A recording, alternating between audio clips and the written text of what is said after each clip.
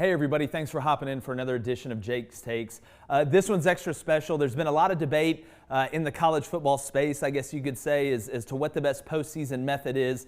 You look at the ratings for this last national championship, it was down 27%. I think 22 of the 28 games that have been played since we moved to this 4-team playoff format has been played by 22 teams. This all goes back to recruiting, and before I get into that, I want to give you guys my method. And I do want to preface what I'm about to say. It's an 8-team playoff. Pretty simple, nothing crazy, nothing too out there, but it's not punishing success. You could have put 30 teams in the college football playoff last year, and Alabama was going to win it. So this is not a shot at Alabama, Clemson, Ohio State, you know, those handful of teams that we tend to talk about in the playoff. This is about, and you know, you hear the word inclusiveness, and in our society today, I'm not trying to give out participation trophies, but when I look at the overall health of the sport, if you look at the way it's going, and I'm all for meritocracy, I think really if you look at it, the 4-team playoff, the best team has won the national championship pretty much every year. There's not a ton of arguing that, but it's being able to increase the parity in the sport because I look at the whole health of the sport. I'm a college football purist. The SEC is my favorite conference. Y'all know that by far. It's dominant. All I do is talk good about the SEC, but for the long-term health of the sport, when we see ratings declining and stuff like that, and again, there's alternate reasons why that's happening. We know about cord cutting, cable cutting, whatever you want to call it. But for college football to thrive and continue, in my opinion, to be the most dominant and the best sport there is out there, and again, that's my opinion, we have to start making sure that we're giving other teams recruiting parity. And you say, Jake, what do you mean by recruiting parity and a college football playoff system? Well, nowadays, the recruit is different than it used to be. This isn't 15, 20 years ago where if you grow up in a certain region or you're from a certain place or if you rooted for a certain team, you were going to go to that school, especially outside the SEC.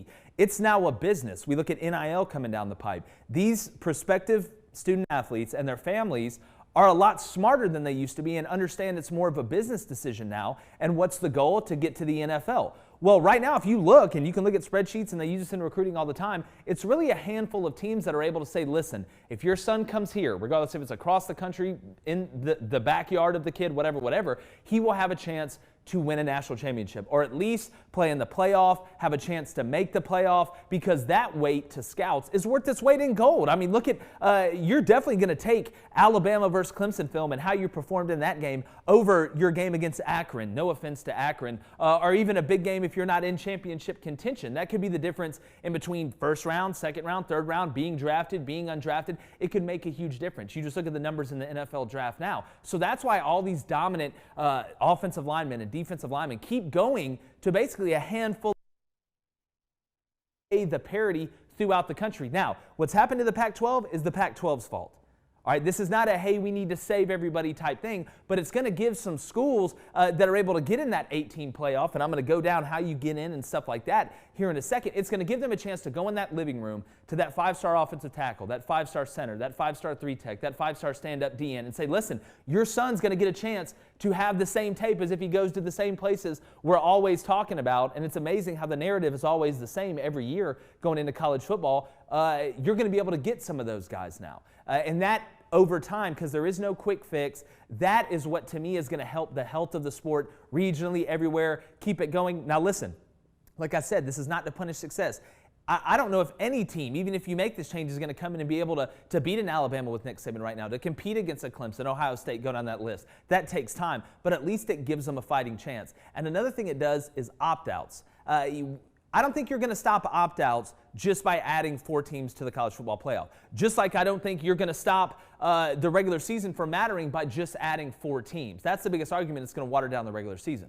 Well, by adding 4 teams to the playoff at the end of the year, it's not going to water down the regular season. Once you start going 12 and 16, where it affects the scheduling of the regular season, then you're going to start to get into a watering down. To me, I think it does the exact opposite. I think if you look last year in Oklahoma or a Texas A&M or even a Florida before they played LSU, and I realized that I have a chance to make the playoff, be one of the 2 at-larges that I'm going to get into in a second, I don't think you're going to get these opt-outs. I think it's going to take longer for guys to make that decision. You're going to get more quality games, and I think it's going to help the overall health of the sport. So I want to go through it. It's pretty simple, not going to take a ton of time, but I want you guys to understand, because tomorrow we're releasing our first ever edition of Prove Me Wrong with 247 Sports and Late 8 kicks Josh Pate. He believes we should stay at 4. I believe we should go to 8. It's a great debate, not a bunch of screaming and yelling. It's actually factual stuff, informative stuff, and there's logical arguments to both sides. This just happens to be mine. So let's get into it. Listen, I'm a coach, so we're going to get to the whiteboard. Don't have some fancy graphic for you, but I want to start out pretty simple. 8 teams, okay? It's an 8-team playoff. Now, for this to make sense, I want to hit the notes. All right, what we do is we separate the Power 5 and the Group of 5 into 2 top 25 rankings. All right, so you have the Power 5 top 25, you have the Group of 5 top 25. At the end of the year, the team that finishes number 1, so let's say this past year Cincinnati, from the Group of 5, that team automatically earns the number 8 seed, and you get to play the number 1 seed. Now, we can go back through history. You can look, Cincinnati lost to a Georgia team that had a bunch of guys opted out, basically one hand behind their back. Cincinnati was pretty much at full strength, minus a defensive lineman and a couple guys.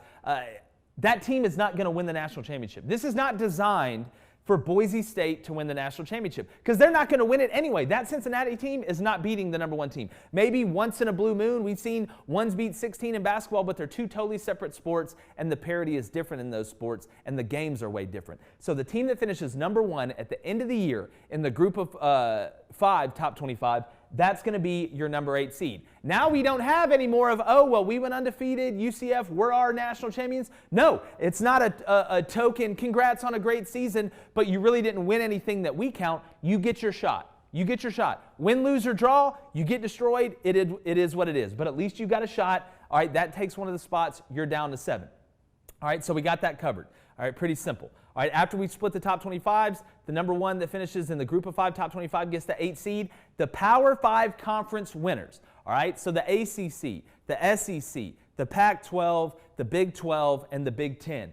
Whoever wins those conference championships, not the regular season, all the way through the conference championship, if you win that conference championship, you get an automatic bid. So there's 5 conferences in the Power 5, obviously. That's 5 spots. Now, I will say this.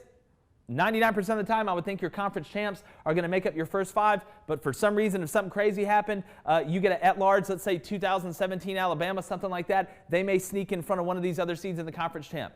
I don't care how you get those other 5 in there, but they need to be the automatic bid from the conference champ. That gives you a Pac-12 team in there, Big 12 team in there. Again, not saying they're going to win. They'll probably get destroyed with the way it looks right now. The Big 12 didn't even have somebody drafted in the first round of the NFL draft, which is absolute insanity. So it's not saying they're going to win, but they get a chance to play the game. You get a chance to go into that recruit's home and say, hey, we made the playoff, this, that, and the other. You never know what can happen in football. So if you take that, the number 1 ranked top 25 Group of 5 team, put them at 8. You take your Power 5 champs, that's an auto bid. It leaves you with 2 at-large spots.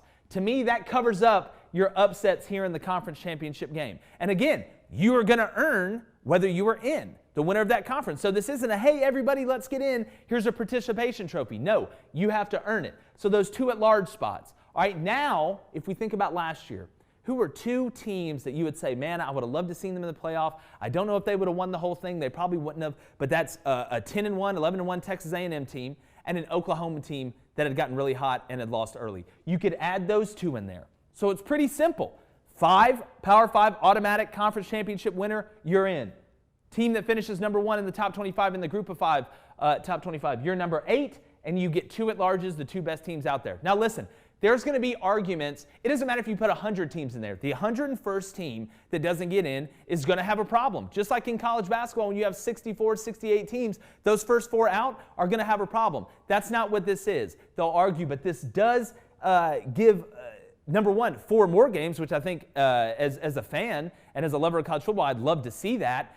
You'd have some great matchups. Just think about some of the matchups we could have had in the past. But again, the best team, you get a chance to win it. You play it out and you win it. It's 8. It doesn't water down the regular season. So we're pretty easy right there. Now we flip it over. All right, and our fancy 2021 board that flips over and then clips back. I know you guys, we got this from area S4. Don't tell anybody. But here's the bracket right here. It's pretty simple. All right, you have your 1 versus 8. So your team that finishes number 1 is going to play that Group of 5 team. 3 versus 6, 2 versus 7, 4 versus 5. Now you say, okay, what do we do about locations and bowl games? You can keep the bowl games. You can keep the names. That's fine. You actually add 4 more games. We can keep the bowl games outside of it.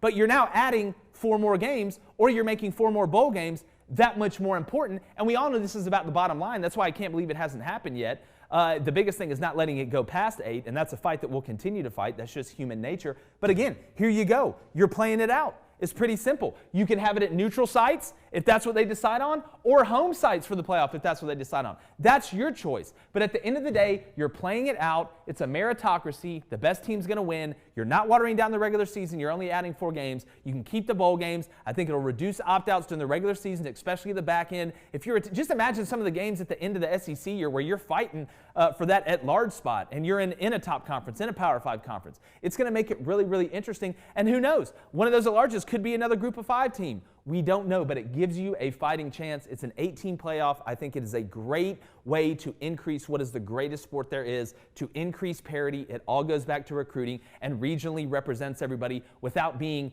inclusive and just being participation trophy driven. Once you get past 8, then you get into a problem. And I can understand arguments on the other side. You're going to hear it tomorrow from Josh Pate, the hashtag 4 and no more people. I understand that. There's some good logical arguments there, but I just look at the pattern. I look at the health of the sport. I look at the growth of the sport because I want college football to reign king all time. We all know how I feel about that, especially in the SEC. Make sure you're subscribed to the Jboy Show on YouTube, Apple Podcasts, Spotify. We're putting out great content, coaches, players, breakdowns. We're getting close to the season. If you love the SEC or you love football, baseball, and basketball in general, and you don't want politics in your analysis and you want informed analysis, well, come let us help you win the water cooler. Hit that subscribe button. It's been a great episode of Jake's Takes. Remember, we got Josh Pate from Late Kick tomorrow debating this about 20, 25 minutes. I make my arguments. He makes his. But now you know where I stand. Catch you later.